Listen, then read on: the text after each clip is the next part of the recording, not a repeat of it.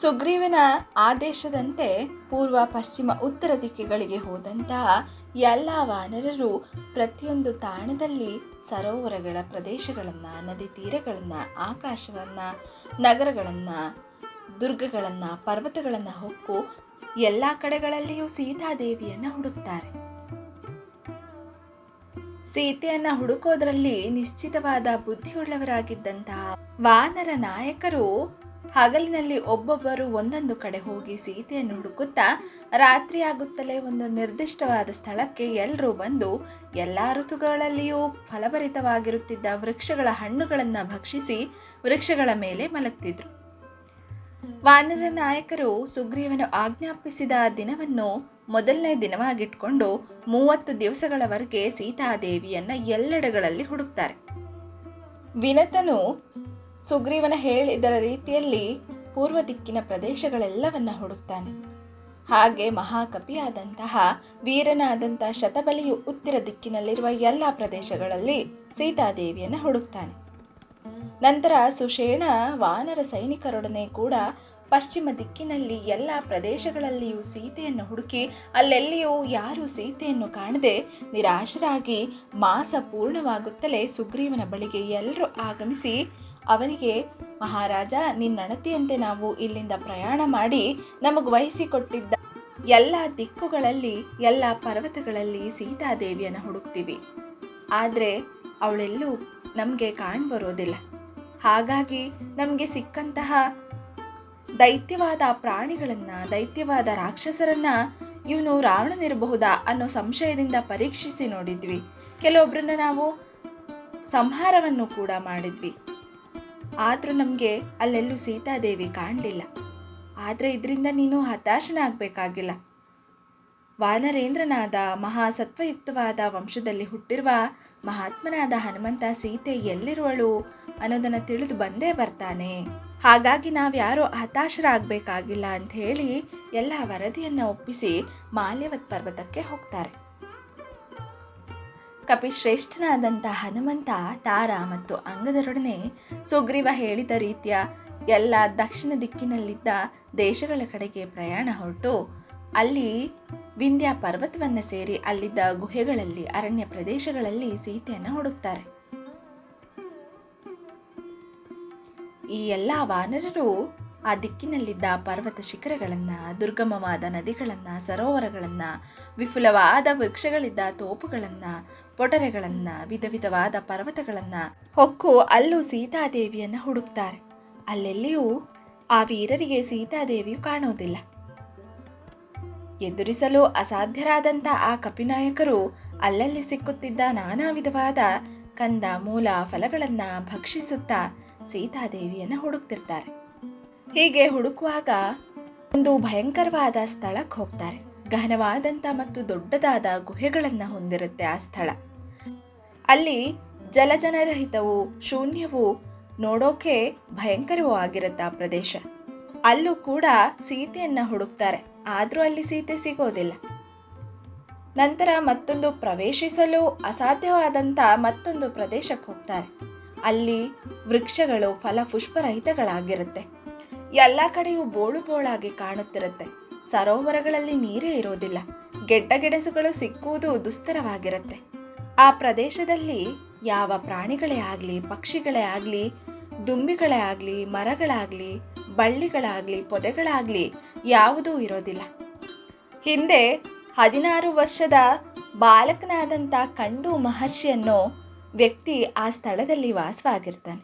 ಅವನು 16 ವರ್ಷದವನಾಗಿದ್ದಾಗಲೇ ಮೃತನಾಗಿದ್ದಾಗ ಆ ಮಹರ್ಷಿ ಕ್ರುದ್ಧನಾಗಿ ತಾನು ವಾಸ ಮಾಡುತ್ತಿದ್ದ ಅರಣ್ಯವನ್ನೇ ಧ್ವಂಸ ಮಾಡೋದಕ್ಕೆ ಘೋರವಾದ ಶಾಪವನ್ನಿಡ್ತಾನೆ. ಮಹಾತ್ಮನಾದ ಕಣ್ಣುವಿನ ಶಾಪದ ಫಲವಾಗಿ ಆ ಮಹಾರಣ್ಯವು ಜಲಫಲಾದಿಗಳಿಂದ, ಮೃಗ ಪಕ್ಷಿಗಳಿಂದ ಶೂನ್ಯವಾಗಿ ಮನುಷ್ಯರ ವಾಸಕ್ಕೂ ಅನರ್ಹವಾಗಿರುತ್ತೆ. ಆ ಪ್ರದೇಶದಲ್ಲೂ ಕೂಡ ಹನುಮಂತನೇ ಮೊದಲಾದ ವಾನರರು ಸೀತೆಯನ್ನು ಹುಡುಕ್ತಾರೆ. ಆದರೂ ಅಲ್ಲಿ ಸೀತೆ ಸಿಕ್ಕೋದೇ ಇಲ್ಲ. ಅಲ್ಲಿಂದ ಮುಂದೆ ಬಳ್ಳಿಗಳಿಂದ, ಪೊದೆಗಳಿಂದ, ಮರಗಳಿಂದಲೂ ನಿಬಿಡವಾಗಿದ್ದಂಥ ಮತ್ತೊಂದು ಅರಣ್ಯಕ್ಕೆ ಪ್ರವೇಶಿಸ್ತಾರೆ. ಅಲ್ಲಿ ಭಯಂಕರ ಕರ್ಮನಾದ ದೇವತೆಗಳಿಗೂ ಹೆದರದಂಥ ರಾಕ್ಷಸನೊಬ್ಬನನ್ನ ಅಲ್ಲಿ ಕಾಣ್ತಾರೆ. ಆ ಘೋರ ರೂಪಿಯಾಗಿದ್ದ ಪರ್ವತೋಪಮನಾಗಿದ್ದಂಥ ಅವನನ್ನು ನೋಡಿದಾಗ ವಾನರ ನಾಯಕರೆಲ್ಲರೂ ಅವನೇ ರಾವಣನಿರ್ಬೋದಾ ಅಂತ ತಿಳ್ಕೊಂಡು ಸೊಂಟ ಕಟ್ಟಿ ದೃಢವಾಗಿ ನಿಂತು ಯುದ್ಧಕ್ಕೆ ಸನ್ನದ್ಧರಾಗ್ತಾರೆ. ಆ ಮಹಾಬಲಿಷ್ಠನಾಗಿದ್ದಂಥ ರಾಕ್ಷಸ ಈ ವಾನರರನ್ನ ನೋಡಿದೊಡನೆ ಪರಮ ಕ್ರುದ್ಧನಾಗಿ, ನೀವೆಲ್ಲರೂ ನನ್ನ ಕೈಯಿಂದ ನಾಶರಾಗ್ತೀರಿ, ನನ್ನ ಕೈಗೆ ಸಿಕ್ಕುವ ನಿಮ್ಮಲ್ಲಿ ಯಾರೊಬ್ಬರೂ ಜೀವಂತವಾಗಿ ಉಳಿಯೋದಿಲ್ಲ ಅಂತ ಘರ್ಜನೆ ಮಾಡುತ್ತಾ ಬಿಗಿಯಾಗಿ ಹಿಡಿದಂಥ ಮುಷ್ಟಿಯನ್ನ ಮೇಲೆತ್ಕೊಂಡು ಇವರ ಬಳಿಗೆ ಬರ್ತಾನೆ. ಒಡನೆ ವಾಲಿಯ ಮಗನಾದಂಥ ಅಂಗದ ಮೇಲೇರಿ ಬರ್ತಿದ್ದಂಥ ಆ ರಾಕ್ಷಸನನ್ನ ರಾವಣ ಅಂತ ಭಾವಿಸಿ ಅಂಗೈಯಿಂದಲೇ ಅವನನ್ನು ಗಟ್ಟಿಯಾಗಿ ಪ್ರಹರಿಸ್ತಾನೆ. ಅವನು ಹೊಡೆದ ಒಂದೇ ಹೊಡೆತಕ್ಕೆ ರಾಕ್ಷಸ ಬಾಯಿಂದ ರಕ್ತವನ್ನು ಕಾರುತ್ತಾ ಇಂದ್ರನ ವಜ್ರಾಯುಧದಿಂದ ತುಂಡರಿಸಲ್ಪಟ್ಟ ಪರ್ವತದಂತೆ ಭೂಮಿಯ ಮೇಲೆ ಬಿದ್ದುಬಿಡ್ತಾನೆ. ರಾಕ್ಷಸನ ಉಸಿರಾಟ ನಿಲ್ಲಲಾಗಿ ತಾವು ಸಾಧಿಸಿದ ವಿಜಯದಿಂದ ಉಲ್ಲಾಸಿತರಾದ ವಾನರರು ಪ್ರಾಯಶಃ ಅಲ್ಲಿದ್ದ ಎಲ್ಲ ಗಿರಿ ಕಂದರಗಳನ್ನು ಹುಡುಕ್ತಾರೆ. ಅಲ್ಲಿಯೂ ಕೂಡ ಸೀತೆಯನ್ನು ಕಾಣದೆ ಘೋರವಾದ ಮತ್ತೆ ಪ್ರವೇಶಿಸಲು ಅಸಾಧ್ಯವಾಗಿದ್ದಂಥ ಮತ್ತೊಂದು ಕಾಡಿನ ಪ್ರದೇಶಕ್ಕೆ ಹೋಗ್ತಾರೆ. ಅಲ್ಲಿಯೂ ಕೂಡ ಇಂಚಿಂಚಾಗಿ ಎಲ್ಲ ಪ್ರದೇಶವನ್ನು ಹುಡುಕ್ತಾರೆ. ಆದರೂ ಕೂಡ ಅಲ್ಲಿ ಸೀತೆ ಸಿಕ್ಕೋದೇ ಇಲ್ಲ. ಹಾಗಾಗಿ ಎಲ್ಲರೂ ನಿರಾಶಿತರಾಗಿ ಒಂದು ಮರದ ಬುಡದಲ್ಲಿ ಬಂದು ಕುಳಿತುಕೊಳ್ತಾರೆ. ನಿರುತ್ಸಾಹ, ನಿರಾಶೆ. ಇನ್ನೇನು ಸುಗ್ರೀವ ಕೊಟ್ಟ ಅವಧಿ ಮುಗ್ದೇ ಹೋಯಿತು, ಆದರೆ ನಮಗೆ ಸೀತೆಯ ಒಂದು ಸುಳಿವು ಕೂಡ ನಮಗೆ ಸಿಕ್ಕಿಲ್ಲ. ಈಗಾಗೋದಾದರೆ ಸುಗ್ರೀವ ನಮ್ಮನ್ನು ಖಂಡಿತವಾಗಿಯೂ ಬಿಡೋದಿಲ್ಲ ಅಂತ ಅಂದ್ಕೊಂಡಿರ್ತಾರೆ. ಹೀಗಿದ್ದಾಗ ಅಂಗದ ಕಪಿಮುಖ್ಯರೆಲ್ಲರನ್ನೂ ಸಂತೈಸುತ್ತಾ ಹೇಳ್ತಾನೆ, ಕಪಿಮುಖ್ಯರೇ, ವನೆಗಳನ್ನು, ಪರ್ವತಗಳನ್ನು, ಗಹನವಾದ ದುರ್ಗಗಳನ್ನು, ದರಿಗಳನ್ನು, ಗಿರಿ ಗುಹೆಗಳನ್ನು ಹೊಕ್ಕು ಎಲ್ಲೆಡೆಗಳಲ್ಲಿ ಹುಡುಕಿದ್ದೀವಿ. ಆದರೆ ನಮಗೆ ಜಾನಕಿ ಮಾತ್ರ ಕಾಣಲಿಲ್ಲ. ಅವಳನ್ನು ಅಪಹರಿಸಿದ ದುಷ್ಕರ್ಮನಾದ ರಾಕ್ಷಸನೂ ಕಾಣಲಿಲ್ಲ.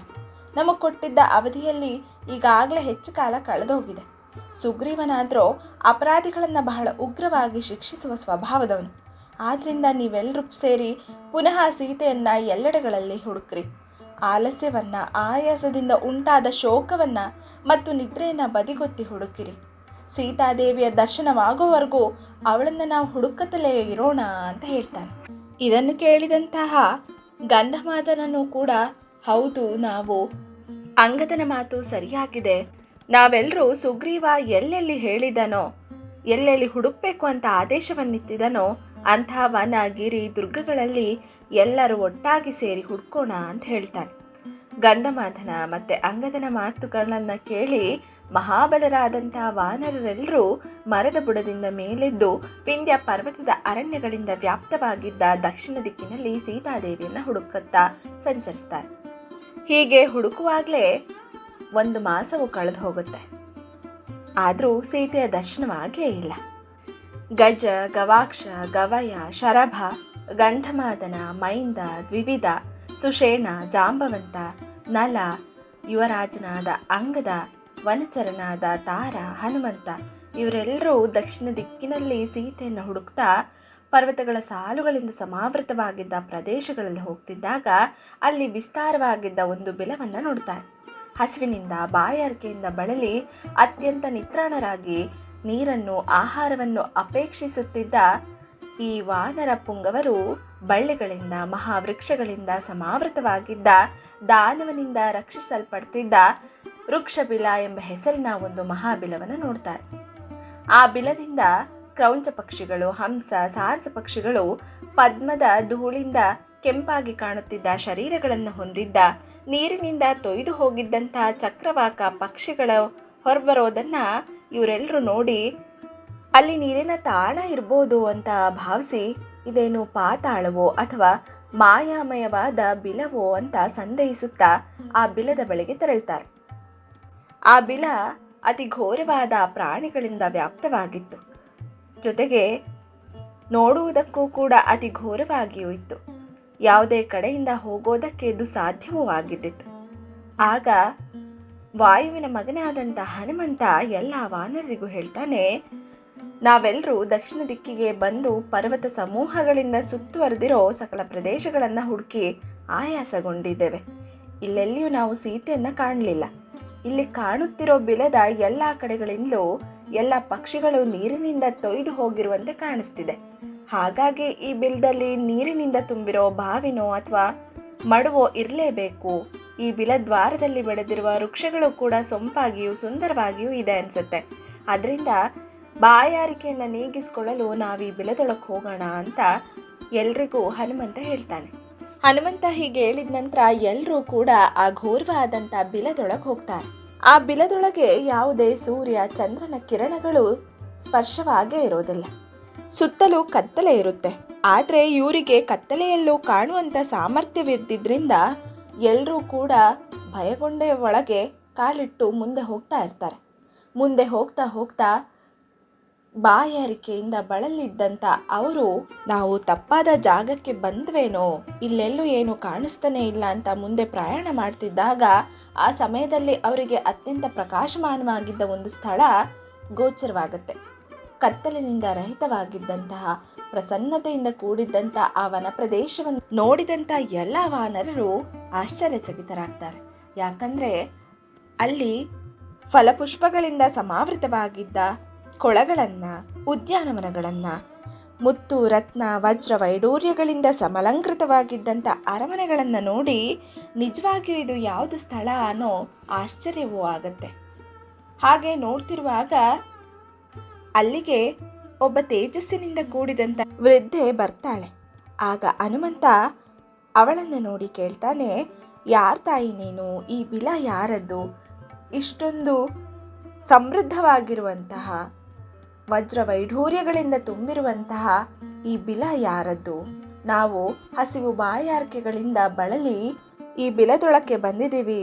ಸೂರ್ಯನ ಕಾಂತಿಯೇ ಇಲ್ಲಿಗೆ ತಾಗಿಲ್ಲ ಅಂದ್ರೂ ಇಷ್ಟು ಸಮೃದ್ಧವಾಗಿರೋ ಈ ಸ್ಥಳ ಯಾವುದು? ಇದು ಯಾರಿಗೆ ಸೇರಿದ್ದು ಅಂತ ಹನುಮಂತ ಅವಳನ್ನು ಕೇಳ್ತಾನೆ. ಆಗ ಆಕೆ, ವಾನರನೇ, ಮಹಾ ತೇಜಸ್ವಿಯಾದ ಮಾಯಾವಿಯಾದ ಮಯನೆಂಬ ಹೆಸರಿನ ಅಸುರ ಶ್ರೇಷ್ಠನಿದ್ದ. ತನ್ನ ಮಾಯ ಪ್ರಭಾವದಿಂದಲೇ ಅವನು ಈ ಸುವರ್ಣಮಯವಾದ ವನವನ್ನು ನಿರ್ಮಿಸಿದ. ದಾನವರಿಗೆ ಮುಖ್ಯ ಶಿಲ್ಪಿಯಾದ ಮಯನೇ ಉತ್ತಮೋತ್ತಮವಾದ ಸುವರ್ಣಮಯವಾದ ಈ ದಿವ್ಯವಾದ ರಾಜಗೃಹವನ್ನು ನಿರ್ಮಿಸಿದ. ಅವನು ಈ ಮಹಾವನದಲ್ಲಿಯೇ 1000 ವರ್ಷಗಳ ಕಾಲ ಬ್ರಹ್ಮನನ್ನ ಕುರಿತು ತಪಸ್ ಮಾಡಿ ಅವನಿಂದ ಅಮೋಘವಾದ ವರವನ್ನು ಪಡೆದುಕೊಂಡ. ಅದರ ಪರಿಣಾಮವಾಗಿ ಶಕ್ರನಲ್ಲಿದ್ದ ಎಲ್ಲ ಐಶ್ವರ್ಯವೂ ಮಯನಿಗೆ ಸೇರಿತು. ಮಹಾಬಲಿಷ್ಠನಾದಂತಹ ಸಕಲ ಕಾಮನಾ ವಸ್ತುಗಳಿಗೆ ಈಶ್ವರನಾಗಿದ್ದ ಮಯನು ಈ ಸೌಧಗಳನ್ನು, ಸುವರ್ಣಮಯವಾದ ವೃಕ್ಷಗಳನ್ನು, ಸುವರ್ಣ ಕಮಲಗಳಿಂದ ಕೂಡಿರುವ ಸರೋವರಗಳನ್ನು ನಿರ್ಮಿಸಿ ತಾನು ನಿರ್ಮಿಸಿದ ಈ ಸೌಧದಲ್ಲಿಯೇ ಸ್ವಲ್ಪ ಕಾಲ ಸುಖವಾಗಿ ವಾಸ ಮಾಡಿಕೊಂಡಿದ್ದ. ದೇವತೆಗಳಿಗೆ ಒಡೆಯನಾದಂತಹ ಪುರಂದರನು ಹೇಮೆ ಎಂಬ ಅಪ್ಸರೆಯಲ್ಲಿ ಆಸಕ್ತನಾಗಿದ್ದ ದಾನವ ಶ್ರೇಷ್ಠನಾದ ಮಯನನ್ನ ವಜ್ರಾಯುಧದಿಂದ ಸಂಹರಿಸಿಬಿಟ್ಟ. ಮಯನ ಮರಣಾನಂತರ ಬ್ರಹ್ಮನು ಈ ಶ್ರೇಷ್ಠವಾದ ವನವನ್ನ, ಶಾಶ್ವತವಾದ ಕಾಮೋಪಭೋಗ ವಸ್ತುಗಳನ್ನ, ಸುವರ್ಣಮಯವಾದ ಈ ಸೌಧವನ್ನು ಹೇಮೆಗೆ ವಹಿಸಿಕೊಟ್ಟ. ಮೇರು ಸಾವರ್ಣ್ಯ ಮಗಳಾದ ಸ್ವಯಂಪ್ರಭಾ ಎಂಬ ಹೆಸರಿನ ನಾನು ಹೇಮೆಯ ಈ ದಿವ್ಯ ಭವನವನ್ನು ರಕ್ಷಿಸುತ್ತಿದ್ದೇನೆ. ನೃತ್ಯ ಗೀತೆಗಳಲ್ಲಿ ವಿಶಾರದಳಾಗಿರುವ ಹೇಮೆಯು ನನ್ನ ಪ್ರೀತಿಯ ಸಖಿ.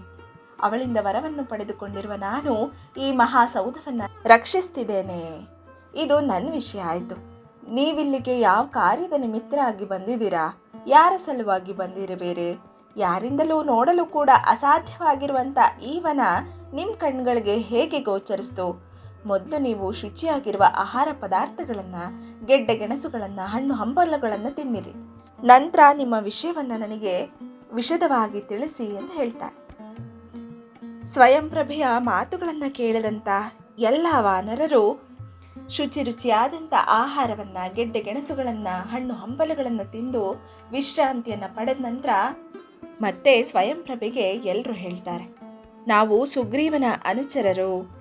ಸುಗ್ರೀವನ ಬಳಿಗೆ ದಶರಥನ ಪುತ್ರರಾದಂತಹ ರಾಮ ಲಕ್ಷ್ಮಣರು ಬಂದಿದ್ದಾರೆ. ಶ್ರೀರಾಮನ ಪತ್ನಿಯನ್ನ ರಾವಣ ಅನ್ನೋ ಅಸುರ ಅಪಹರಣ ಮಾಡ್ಕೊಂಡು ಹೋಗಿದ್ದಾನೆ. ಹಾಗಾಗಿ ನಾವೆಲ್ಲರೂ ಸುಗ್ರೀವನ ಆಜ್ಞೆ ಮೇರೆಗೆ ಈ ದಿಕ್ಕಿಗೆ ಬಂದಿದ್ದೀವಿ ಅಂತ ಹೇಳ್ತಾರೆ. ನಿನ್ನಿಂದ ನಮಗೆ ತುಂಬ ಉಪಕಾರ ಆಯಿತು. ದಯವಿಟ್ಟು ನಾವೇನಾದರೂ ನಿನಗೆ ಸಹಾಯವನ್ನು ಮಾಡಬೇಕು ಅನ್ನೋದಾದರೆ ಹೇಳು, ನಾವು ಖಂಡಿತವಾಗ್ಲೂ ನಡೆಸ್ಕೊಡ್ತೀವಿ. ನೀನು ಮಾಡಿದ ಉಪಕಾರಕ್ಕೆ ಪ್ರತ್ಯುಪಕಾರವನ್ನು ಮಾಡ್ತೀವಿ ಅಂತ ಹನುಮಂತ ಹೇಳ್ತಾನೆ. ಅವನ ಮಾತುಗಳನ್ನು ಕೇಳಿದಂಥ ಸ್ವಯಂಪ್ರಭೆ ಧರ್ಮದಿಂದ ಜೀವನವನ್ನು ನಡೆಸುತ್ತಿರೋ ನನಗೆ ಯಾರಿಂದಲೂ ಯಾವ ಕಾರ್ಯವೂ ಆಗಬೇಕಿಲ್ಲ ಅಂತ ಹೇಳ್ತಾಳೆ. ನಂತರ ಹನುಮಂತ, ತಾಯೇ, ನಾವೆಲ್ಲರೂ ನಿನ್ನನ್ನು ಶರಣ ಹೊಂದಿದ್ದೀವಿ, ದಯವಿಟ್ಟು ನಮ್ಮನ್ನು ಈ ಬಿಲದಿಂದ ಹೊರಕ್ಕೆ ಬರುವಂತೆ ಅನುಗ್ರಹಿಸು ಅಂತ ಕೇಳ್ತಾರೆ. ಆಗ ತಾಪಸಿಯಾದಂಥ ಸ್ವಯಂಪ್ರಭೆ, ಯಾರೇ ಈ ಬಿಲದೊಳಗೆ ಬಂದರೂ ಜೀವಂತವಾಗಿ ಹೊರ ಹೋಗ್ತಾನೆ ಇರಲಿಲ್ಲ. ಆದರೆ ನಿಮ್ಮ ಧರ್ಮನಿಷ್ಠೆಯಿಂದ, ನೀವು ಮಾಡಿದ ಪುಣ್ಯದ ಫಲದಿಂದ ನಿಮ್ಮನ್ನು ನಾನು ಹೊರಗಡೆ ಕರ್ಕೊಂಡು ಹೋಗ್ತೀನಿ, ಎಲ್ಲರೂ ದಯವಿಟ್ಟು ಕಣ್ಣುಗಳನ್ನು ಮುಚ್ಚಿ ಅಂತ ಹೇಳ್ತಾಳೆ. ಆಗ ಎಲ್ಲ ವಾನರರು ತಮ್ಮ ತಮ್ಮ ಕಣ್ಣುಗಳನ್ನು ಮುಚ್ತಾರೆ. ಆಗ ಸ್ವಯಂಪ್ರಭೆ ಕ್ಷಣ ಮಾತ್ರದಲ್ಲಿ ಅವರನ್ನು ಬಿಲದಿಂದ ಹೊರಕ್ಕೆ ಬರುವಂತೆ ಮಾಡ್ತಾಳೆ. ಬಂದಂಥ ಸ್ವಯಂಪ್ರಭೆಗೆ ಎಲ್ಲರೂ ನಮನವನ್ನು ಮಾಡಿ ಅವಳಿಗಿಂದ ಆಶೀರ್ವಾದವನ್ನು ಪಡಿತಾರೆ. ಹಾಗೆ ಸ್ವಯಂಪ್ರಭೆ, ನಿಮ್ಮೆಲ್ರಿಗೂ ಒಳ್ಳೆಯದಾಗಲಿ ಅಂತ ಹೇಳಿ ತನ್ನ ಸುಂದರವಾಗಿದ್ದ ಆ ಬಿಲದೊಳಕ್ಕೆ ಹೊರಟೋಗ್ತಾಳೆ. ಇಲ್ಲಿಗೆ ಕಿಷ್ಕಿಂಧ ಕಾಂಡದ 47ರಿಂದ 52ನೇ ಸರ್ಗವು ಮುಗಿಯುತ್ತೆ.